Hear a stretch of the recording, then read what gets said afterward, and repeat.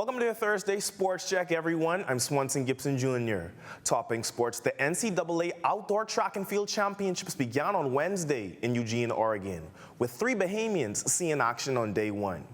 In the men's javelin finals, Nebraska's Keyshawn Strawn leaving it all on the field in Flight 2 as he finishes 5th overall. Strawn's best throw spanning 76.44 meters.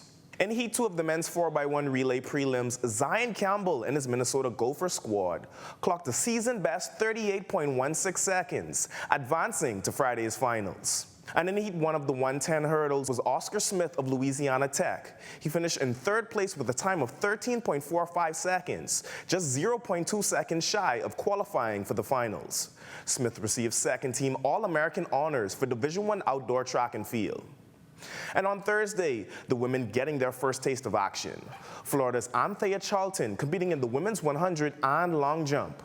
Following her is another Florida Gator, Quincy Penn, running in the 4x1 relay. Then Javonia Valcourt of Tennessee sprints in the 400 and 4x4.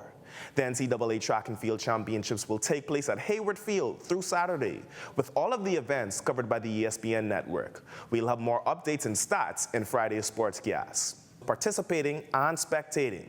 Our Charles Fisher highlighted the nature of this grand event. It was time to give out the hardware to all the winners. Slaughter dominated on the water, but they were not the only ones rewarded with the hardware and cash prizes. The Barry Homecoming Regatta Committee taking the time to honor those that made it possible for the festival to celebrate 40 years. Sponsors, former skippers, sailing fans. Bringing closing remark was the Deputy Prime Minister and the Member of Parliament for Exuma, the Honourable I. Chester Cooper. The government of the Bahamas stands behind sailing as our national sport, and we recognize the significance of regattas, homecomings, and festivals all across the islands of the Bahamas. But I like the Baratari Homecoming and Regatta. This is your 40th.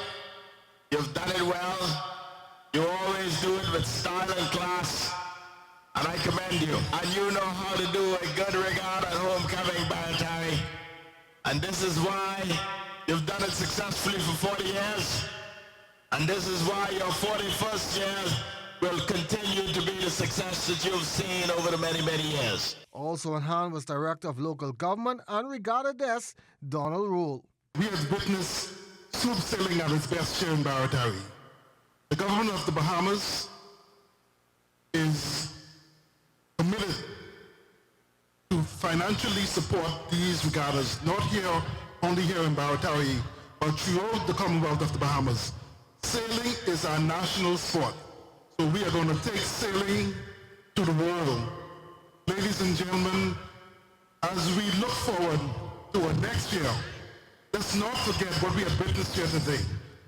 We have witnessed high-class sailing here in Baratari. Commodore Emeritus of the National Family Honor Regatta, Danny Strawn, always there for support. I just want to thank the organizers of this event, led by Annie Lloyd and her team.